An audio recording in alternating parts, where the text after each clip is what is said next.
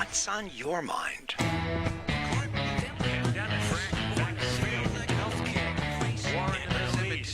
ever stop. Don't ever stop. What do you think? Oh, what do I think? I think we have Representative John McCravey calling in this morning to talk about Tiffany Carroll getting out on parole after, what was it? 7 years? Is that right? Yes, I think so. 8 years. South Carolina approved for parole 8 years after fatally stabbing her abuser. And we're going to be talking with him in just a few minutes, so I thought I would go ahead. I am live at this moment. I am live, so here it comes. We are ready for another day. It's Thursday. Just to remind you on this evening, it is the Christmas tree lighting over there in Abbeville. Before Thanksgiving. It is amazing to me. I was talking to somebody the other day. Yeah, I remember we used to put the Christmas tree up 2 or 3 days before Christmas. Sometimes we didn't get it up till Christmas Eve. Now everybody is shaking out those trees, putting them up, getting ready, getting all the balls on. You got to have it all done. I still think that is an amazing thing. By the way, I do want to tell you, as of yesterday morning when we were talking, I didn't know how the hearing turned out on the very, very, very restrictive abortion hearing that they were having in the Senate. Well, good news, folks. It did fail. In my opinion, it was good news. I think the House version is very, very strong. I think that is far enough, in my opinion. So I guess when they get back into session, they will be discussing with the House version, and whether the Senate will come on to their version or not will be the question. But that is, I guess they will not be having any more hearings before January on that issue. However, the issue before us today is huge, and it has to do with the battered, I think they used to call it battered wife syndrome. I don't know whether they call it battered human situation now, but battered wife, and I really don't know if we have a statute on that. So we're going to check that out and see if South Carolina have a battered wife, because that would have been a better direction if they'd been able to do that. But I just don't know, and we are going to check that out right now and see what we hear here. But we do have Representative John McCravey on the line with us here this morning. Did want to give you a real quick update on the weather here. So let's check the weather and see what the weather is. 55 degrees out there. Feels like 55. We are headed for a high of 74. Mostly cloudy today. Near record high temperatures, high of 74. So there you go. That's what we're looking for during today. Tonight. We are looking for a low of 56. Friday comes in with a high of 78 and a low of 63. Saturday, a high of 79, low of 52. And Sunday, a high of 72 and a low of 44. So let's go ahead and get John on the line with us here this morning. Let's check. Let's see. Here we go. Where would he be? He would be right here. So let me get John on the line with us this morning. Here we go. No, that's not the right one, Ann. What is wrong with you, Ann? Hello, get this right. Here we go. There's John McCravey. Let's admit John. How are you doing this morning, John McGravy? We are live on WCRS Radio. I'm doing great, Ann. How are you this morning? I'm good. I know that you have a big announcement here. What would you like to tell us? Well, I think most people saw it yesterday, but we're happy, very, very blessed today that Tiffany Carroll has made it out on parole. A lot of people worked hard for this moment, and I'm so happy for her and her children. Right.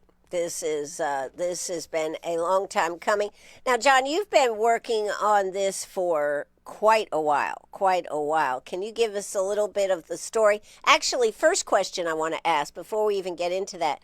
Do we have in South Carolina some type of law like battered wife or battered human defense here in South Carolina, or protection for people? Well, we do in a certain sense, but not in another sense. So it can be considered as a factor when you're talking about self-defense, but honestly, I mean, it's not codified the way I believe it should be, and I think it should be a defense by itself, and especially with the circumstances of this case. Well, go ahead and tell us about Tiffany Carroll's case. What led up to it, and how you've worked through this, how you got involved, because you weren't originally involved in it. You ended up by a plea from a local person to get involved. That's right, and a good constituent of mine, Mary Ann Wingard, who's a retired school teacher in Greenwood. She's one of those people, if she comes to you and asks you for something, you have to say yes. And so she came to me 2.5 years ago and told me about this case and about the situation, about how Tiffany Carroll was a kind, nice lady girl, especially back when she was in elementary school. She stayed sweet like that all the way through high school, and Mary Ann kept a relationship with her. And then she found out one day about what had happened. And Tiffany had been, they call her Janae is her nickname, but I just call her Tiffany. But Tiffany was a man had moved in with her, and he started severely abusing her. And the police were called to the house 8 different times. She was scared to prosecute him. And, there was even one report I saw where he was stomping her in her front yard with a baby in her arms and stomping her, and the neighbors had to pull him off. It was that bad. And on the day that this thing happened, he had apparently drugged her back in the house by her hair and threatened to kill her and her children. So for whatever reason, she fought back with a knife. He died. And unfortunately, she pled guilty to some type of manslaughter and got a 15-year sentence. But the judge felt sorry for her. Letitia Burden is a great judge. She was a circuit judge then. Now she's on the Supreme Court. And she made her eligible for parole, for early parole. And so we've been fighting to get her out for 2.5 years on early parole. She ended up serving about 5 years. We started trying 2.5 years ago to get her out. So we were finally successful. I worked hard on it. I got, Representative Travis Moore also worked on it. He's from Spartanburg, and he sits near me in the legislature. And we just wanted to raise public awareness about it. He ended up representing her, and I ended up being the witness for her. I went down to the parole board yesterday morning, and for the 3rd or 4th time, and he appeared with her from the detention center, and we were able to convince at least 4 out of 6 of the parole board that she needed to be released. She was a model prisoner. She attended all the Christian services. She She helped other people in prison. So she's a great person. I told the board that, that one of the things, they have to have a place to work. Well, she's had a job offer, but I told them she could work for me if something fell through with that. They have to have a place to live. And she's got, I think one of her sisters has offered to give her a place to live. I told the board I believe in her so much, my wife and I will be happy to have her in our house. We've got two extra bedrooms, or 3 maybe, and we'd be happy to put her up in our house. And so the board came through, and we were so pleased. We had a 3-2 vote to let her out last time, but one of the board members was sick and couldn't be there, and that prevented a 2/3 vote. So this time the Lord arranged for everybody to be there, and we're still rejoicing in the result. So she's. I guess the follow-up to that is, the next question is, well, when is she going to get out, actually? And I think probably in the next couple of days, depending on, I don't know if it's business days or not, but it takes the parole board a little bit of time to verify some things, like her residence, like where she's going to work, like the plan for her rehabilitation and that kind of thing. So should be before Thanksgiving, looks like, and we'll have a lot to be thankful for. Absolutely. Well, I know this case has been very close to your heart, and I know a lot of people worked on it. As you said, Marianne Wingert and Meg's house was involved in it. I mean, my goodness, yes. You had a lot of people pulling for her. But I think even more than her getting out, what does this symbolize in South Carolina? I mean, is there, if the man was beating her up, I mean, I've just read the report again, and she grabbed this knife and she stabbed him in the arm and someplace else, and then she stabbed him in the chest. And she doesn't even remember what happened. I mean, what does this say? Do we need some type of law or some type of provision? Are you going to introduce something into the laws for South Carolina, or what's your position there? Well, it's kind of tricky in criminal law. It's when you change criminal law that's settled, it can create unwanted consequences that you're not thinking about. So you have to do it very carefully. But here's the problem: battered women syndrome is recognized throughout the United States, and I know some people say it's controversial. I don't think it is. I've done a little bit of research on it. But what happens is, when a woman is abused, usually it's a woman, over and over again, they finally have a panic situation where they realize that they will not be able, they believe that they cannot get out of the situation without killing the person who's abusing them. And their mind snaps, and they think it's either I die or he dies. Right. And so something snaps in their mind, and they lose it, and they get violent. And it's caused by abuse that's documented. I think if you could document abuse, if we could do that on a consistent pattern, like she had 8 times a police call, that's probably 1/10 of what she put up with as far as abuse. Right. Every time, when the police is called, somebody thinks somebody's going to be killed. And it's terrible. The police have to be put in those dangerous situations. But once they've been called that a certain number of times, first of all, I think that we ought to have some kind of law of mandatory prosecution after a certain number of violent episodes like that. Even if the victim is scared to testify, prosecute them anyway.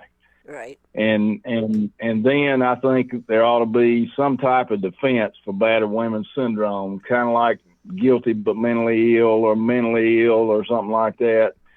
And, there just needs to be something in the law to protect these women. And we need to raise awareness of it. If everybody's aware of it, and we condemn domestic abuse, and it should be strongly condemned. There are too many victims of it in our state and everywhere. We need to condemn it. We need to call it for what it is, and we need to never put up with it. Judges need to be aware of it, and the victims of the abuse don't need to turn in to victims of the system. So that's kind of the way I feel about it. If I find a law or I find a way around, the self-defense law or the normal law, battered women syndrome is a factor, but it's not necessarily, doesn't give somebody immunity. So I'd like to see it give somebody immunity myself when they fight back. But you don't want to give people an excuse, to cook up something. And so it's a balancing act. But this was just a tragic case. But thankfully, Janae will be back with her family before Thanksgiving for the first time in 5 years. Thousands of people have been praying for this. I'm not even exaggerating. Thousands have been praying for her to get out and get back with her family. So we're all rejoicing and happy today. Well, she's got, even with this, she has 5 children, is that right? That's correct. That's correct. Yes. So that has to. She's going to have some needs. She's going to have some needs when she gets out. But it's like I told somebody yesterday, if you and if we put anything on Facebook about her needs, the city of Greenwood, the county of Greenwood will stand up and they will provide those needs to her. So I have no doubt that's going to happen. Somebody suggested a GoFundMe thing. I think that's a good idea. I think that would help her get back on her feet. So if you want to do that, Ann, we'll be happy for you to do it. Okay. Get that started. Okay. All right. But, okay. But this is, and I mean, just think of the mental anguish that these children have gone through for 5 years. Who's been taking care of them? I know. Her family has stepped up, and they've taken care of them. But there's no substitute for a mom that cares about you and loves you. Absolutely, and being there. I mean, that's the thing, being there.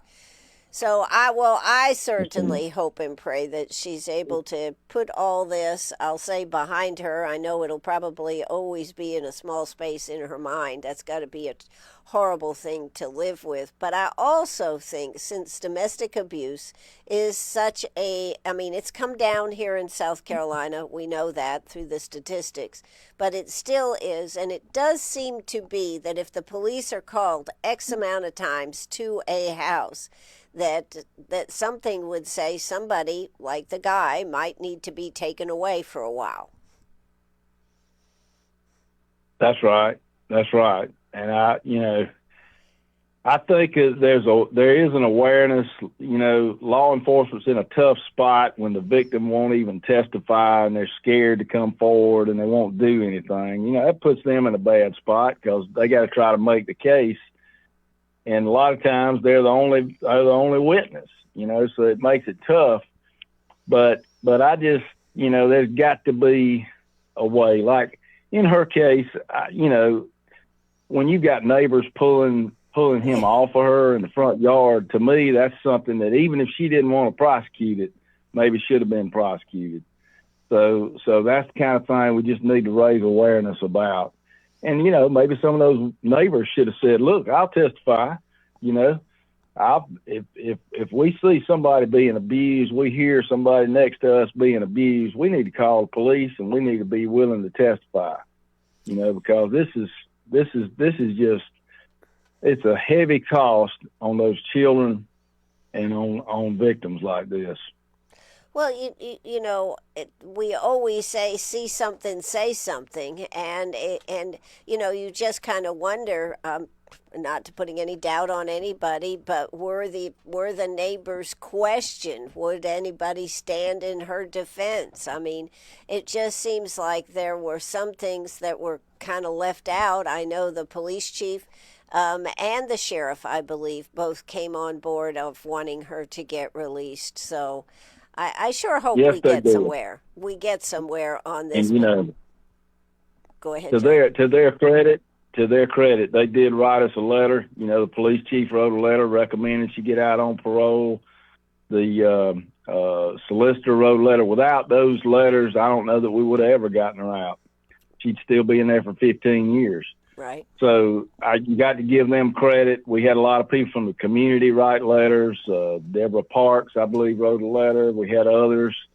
And, you know, it did make a difference. I mean, the parole board looked at those things.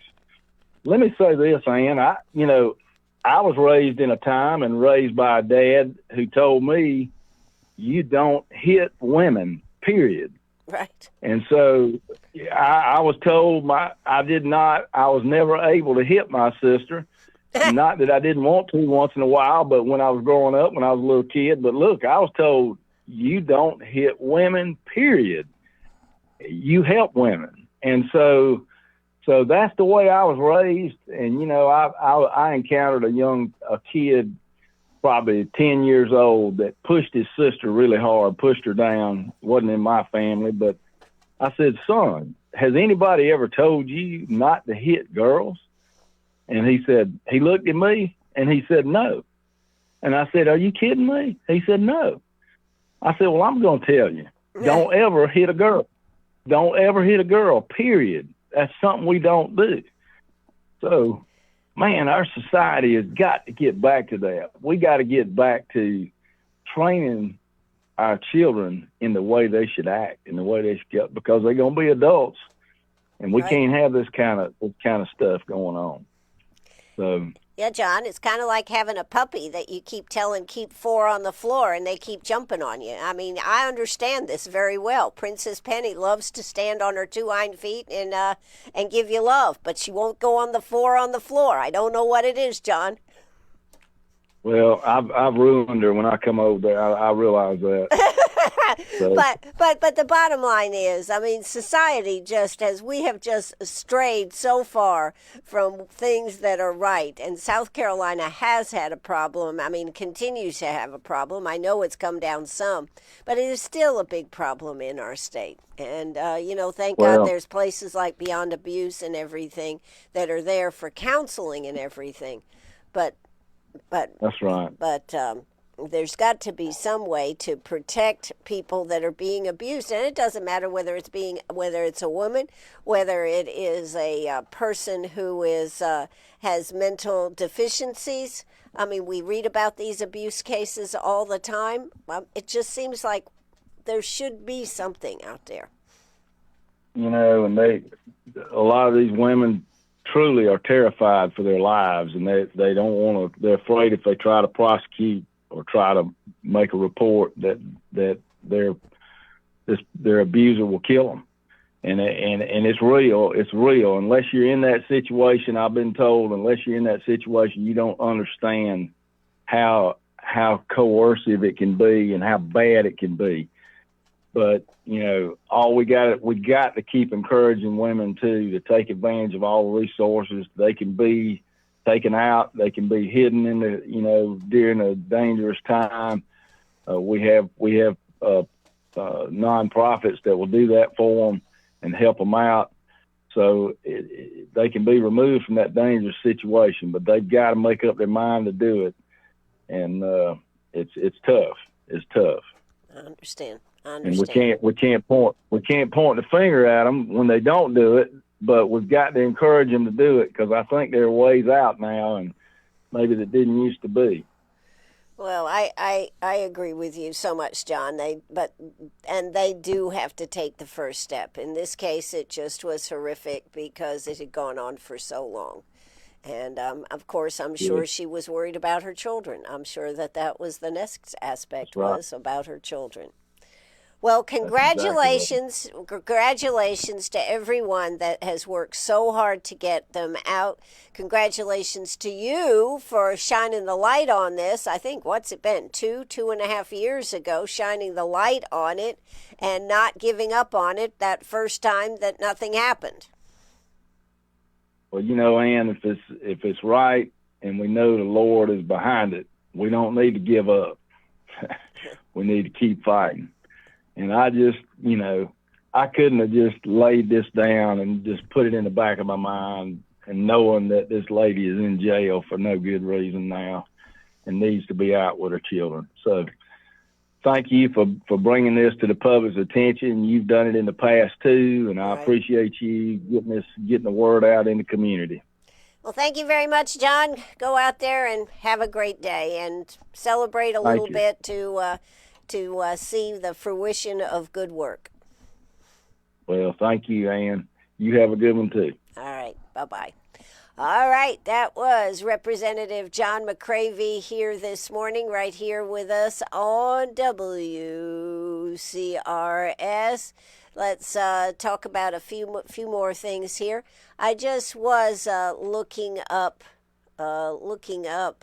It's the civil, more civil than it is. It says criminal domestic violence law. Under SC law, it is unlawful to cause physical injury or attempt to cause physical injury to a household member, which includes a former spouse's, persons with whom you share a child, or cohabitants. The law acknowledges domestic violence in that context of spouse-household member abuse. So it's just a tragic case, and I hope that her case does bring to light more emphasis on this type of thing, and we're just so glad that she is out. She will be out in the next few days and hopefully home for Thanksgiving. So in South Carolina, victims of domestic abuse have real legal routes from civil protection orders under the Protection from Domestic Abuse Act. But if you are fearful that your life is going to be taken from you, even those don't help a person. And in this case, Tiffany Carroll was just terrified of this guy.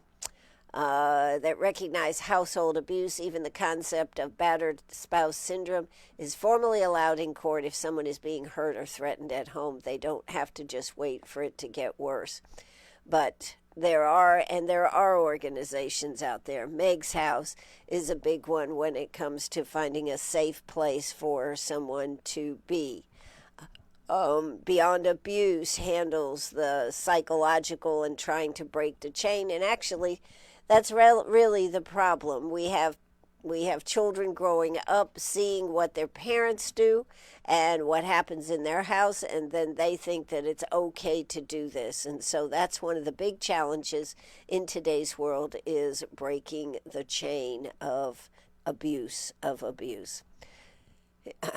So anyways, it's, kind of like people that abuse animals, any of this type of, they're all different, but somebody grows up thinking it's okay to abuse an animal. Somebody grows up thinking it's okay to abuse another person. This is something that is definitely missing in our society as a, a code of conduct. Anyways, moving on here this morning, I thought that it was great, and I wanted John to come on and please tell us what else he could tell us about it. And I know he is feeling great about it. So what else did we have to talk about here this morning? I had one thing I wanted to mention. I'm kind of behind. I'll just admit it. I've got a lot on my plate. I'll admit it. I've been working very hard. We're getting this toy drive ready to roll. We are trying to make sure that we have everything ready for that. So as we get ready for that, well, I want to remind you that we are looking for toys, and more toys for children ages 4 through 11 who are in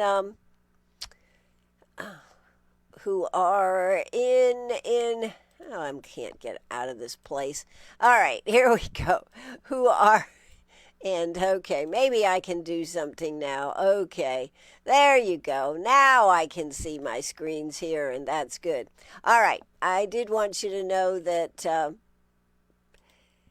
this toy drive is one of my hearts. That's why we call it Be the Heart of the Holidays. Simply because we all know, children, how much important toys are. And we are dealing with the children in District 50 and District 51, due to no fault of their own, have no place to go to get services. So counselors identify these children. They most of the time are homeless, part homeless. They don't have a real address. They may sleep here one night, sleep there the other night. But due to no fault of their own, these are children that just kind of are outside the system. So that is why we started this I think this is our third year doing this, and I'm always excited to see the outpouring of love that the community has for us. We have, by Friday, we'll have all the boxes out. There's, of course, going to be Chick-fil-A loves to partner with us and have specials. If you bring toys, and more toys, you can get specials. There'll be some specials. I don't know what they've come up with yet, but that will be one. The Dairy Queen will have one. I'm sure we'll have a special over there at Dairy Queen to tempt you to get more toys. And then Fat Daddies, and I think we're working with Eggs Up Grill is going to be with us. We've got several different ones we're going to be working together with. Some will have boxes that are easy to get to. Some people just do it out of the goodness of their heart by one of two ways, either going out and buying lots of toys, and some just want to make a cash donation or a check donation so that they can help, and we will be the elves that will do the shopping. So however it works for you, I am asking you to please help us with our Have a Heart, Be the Heart of the Holidays, and help us get toys for children. I think most of us realize how important toys are. Sometimes we think all those other things are the most important, and they are. But a toy creates imagination, creates the idea that there is somebody out there, like Santa Claus, that loves me and wants to see me feel good about life. But it creates that imagination. It's just like music, any of these things that create a diversion from the day-to-day lack of good things happening in their lives. This helps bridge that gap. So it is something I love doing. All right, so today is National Peanut Butter Fudge Day. It's also National Absurdity Day and National Rural Health. And what about this one right here? The Great American Smokeout. Each year on the third Thursday in November, the American Cancer Society sponsors the Great American Smokeout. You know, I can remember when that first started. Oh my God, that was huge, and everybody was talking about it. Now, if you don't go to the calendar, you don't really see that much about it. But it is great, the Great American Smokeout, and it is a something. Quitting smoking is one of the things that is just so imperative for your health. So I hope if you are a smoker, you will consider it. I hope if you are not smoking around children or other people, if you have this habit, I hope you don't. It is your choice. If you're an adult, it is your choice. So I understand that, but the health benefits of not smoking certainly outweigh it. So this is annually, every year. There are benefits of 1 day without cigarettes. After 20 minutes without a cigarette, the heart rate drops, so does the blood pressure. 12 hours later, the body will cleanse the carbon monoxide from the last cigarette from the body. How about that? Of course, that's a great start. If you make it past day one, your risk of a heart attack begins to decrease, along with heart disease and stroke, after just 1 day. And so that's why they try to make a point of this on the Great Smokeout. After 2 days, things start tasting and smelling better. That's because your nerves are healing from the smoke damage. Day 3 may be tough. The nicotine is leaving your body and symptoms of withdrawal may occur, but you can do it. By 1 month, you may notice you can breathe better. The coughing is left. Your lungs may be cleaner. So that is something, just a little quickie. If you've thought about it, why not take the advantage of using today as the first day for the rest of your life? There you go. All right. So that's just a little bit right there that I think is important. I also want to remind you that the Christmas tree lighting over in Abbeville, I just was over there since they have done that.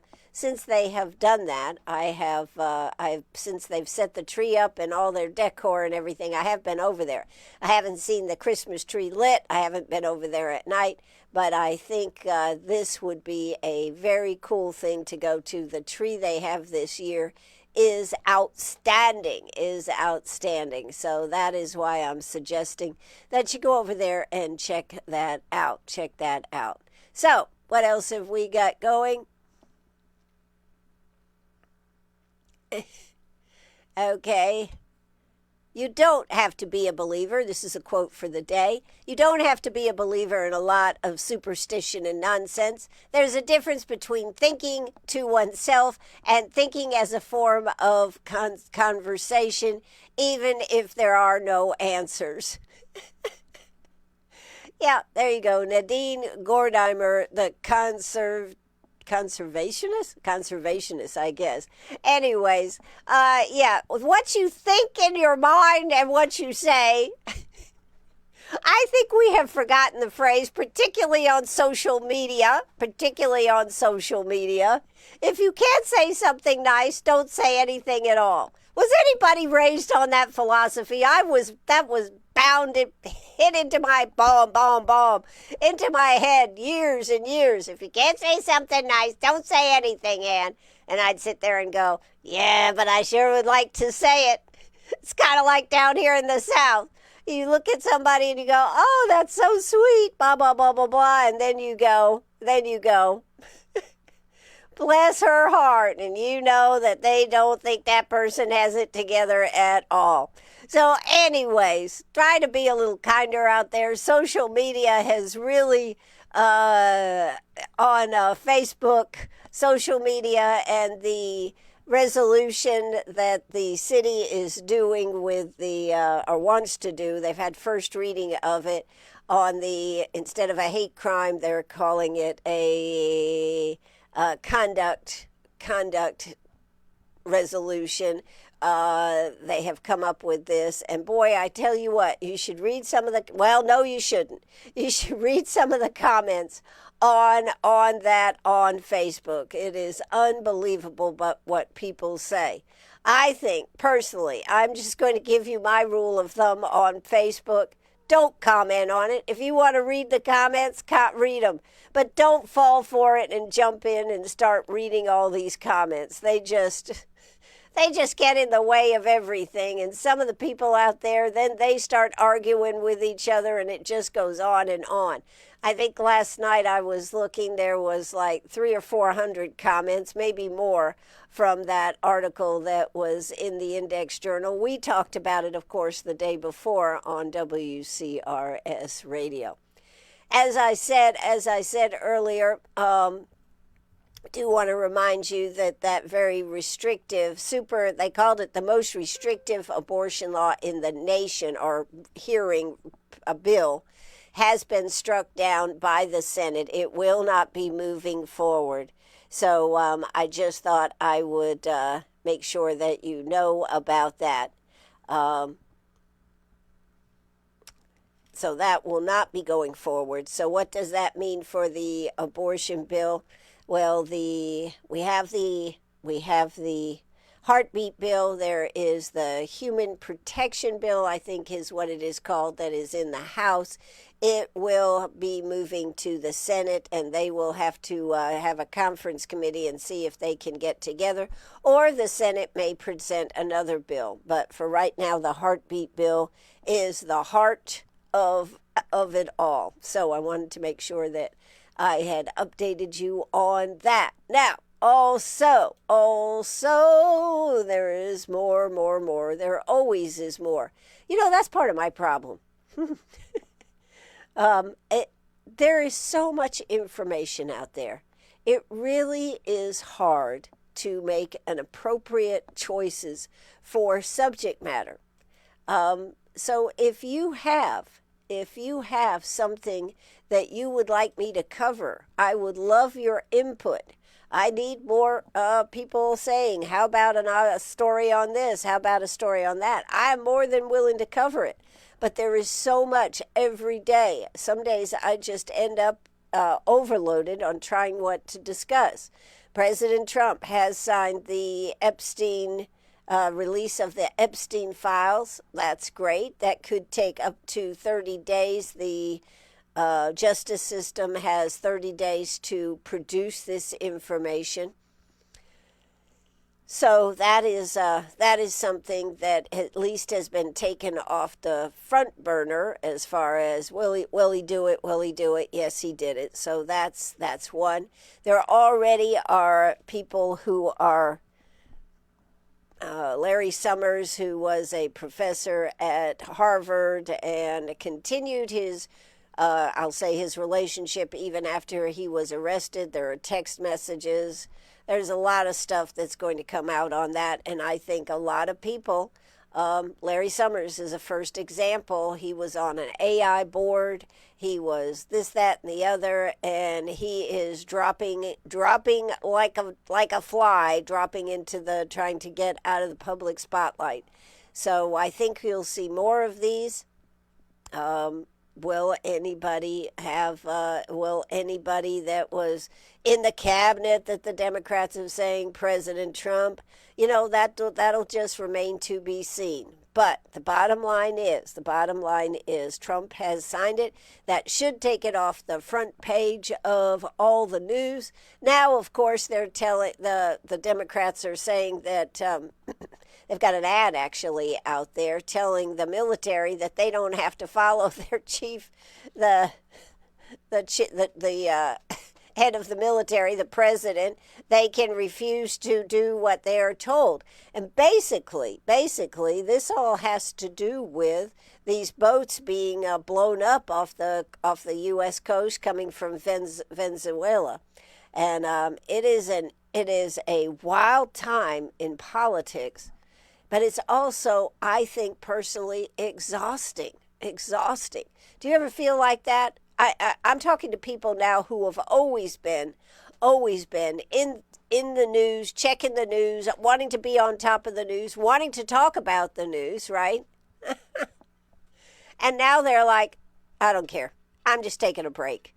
People are having to take a break from the news. I think that is terrible. I really do. I hate to see that we have come to a point where it is so overbearing that we can't take it anymore. Stop the world. I just can't take it anymore. That's kind of what it feels like, doesn't it?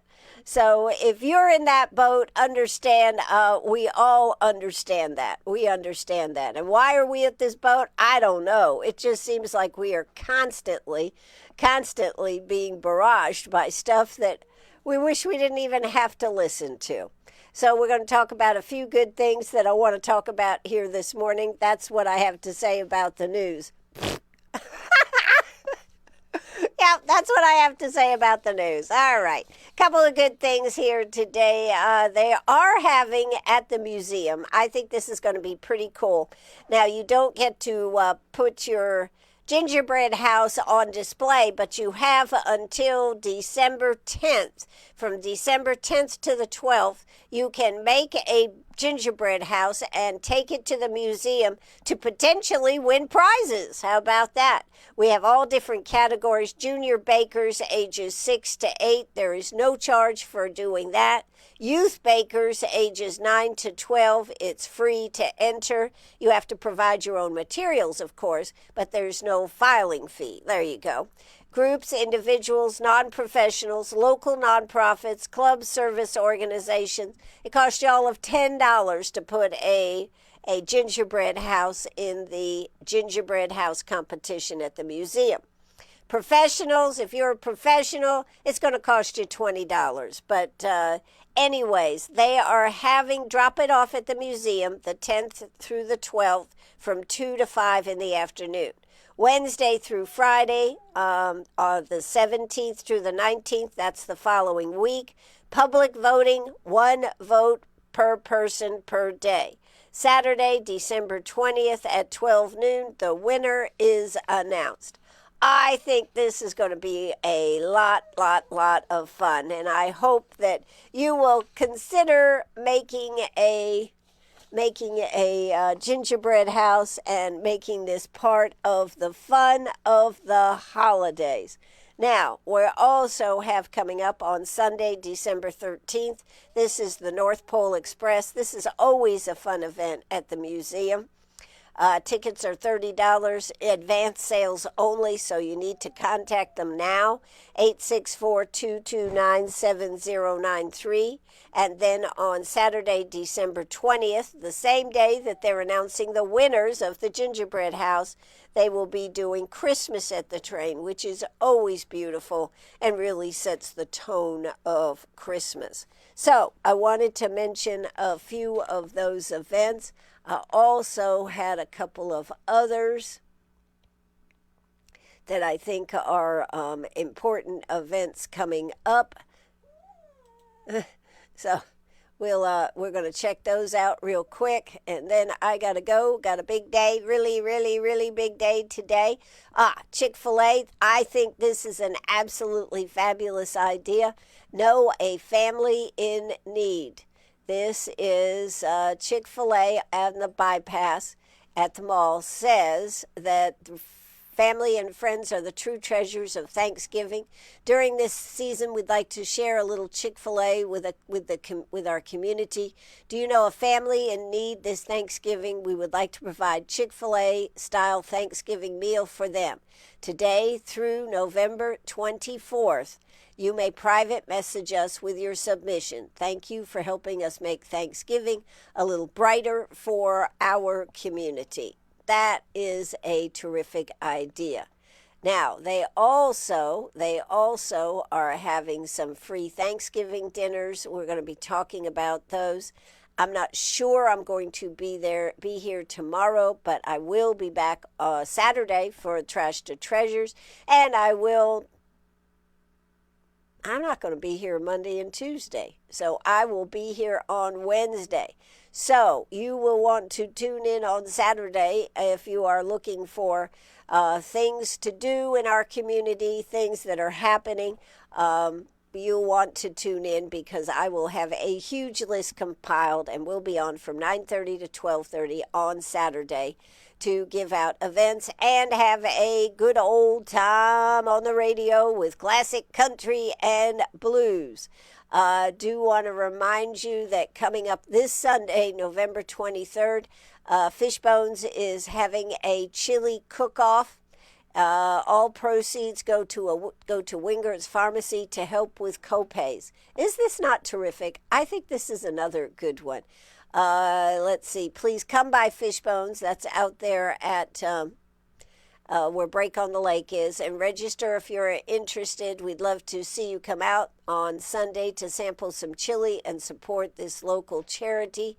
They'll be doing a maximum of 8 contestants, and so make the best chili and win prizes. That is a very good thing. I want to remind everybody about the polar plunge. I need to get people involved in this polar plunge. We got to raise funds for the South Carolina Special Olympics, and we'll talk more about that, but get involved with that. If you see the white trees out there, the white trees with the snowflakes on them, that is Snowflakes for Seniors. Help out with that if you can. There's a lot that's asked of us this time of the year, and I really know that we are asking a lot every time we ask for people to help out on stuff, but it's because there is so much need in our community, and anything you can do to help is always appreciated. So let's get together and let's not forget about Thanksgiving. Let's make this Thanksgiving bigger and better than possible. It seems to me when you look around, it's like we have Halloween, Christmas, and that's it. We have forgotten that Thanksgiving is a beautiful holiday to spend some time with family and friends or do something for somebody that is in need. That's going to have to do it for me today. I hope y'all have a good day. Thanks for tuning in, and so glad that Tiffany Carroll has been released, will be released out on parole from the parole board, and that is a great Thanksgiving gift. That's going to do it for me. Drop the curtain, and I will see you on Saturday for sure. Not sure about tomorrow, but I will see you on Saturday, and we're doing a big push for our toy drive, and so I may not be here tomorrow. I'll try to be here, but I may not. So, but stay tuned right here on WCRS Radio. Bye-bye, everybody. That is going to do it for me. Take it away. Keep on sharing. The phones are open. Keep on laughing. Give us a call. You gotta keep on caring. As long as you've got a voice, don't ever stop. As long as you've got truth, don't ever stop. You're on the air. As long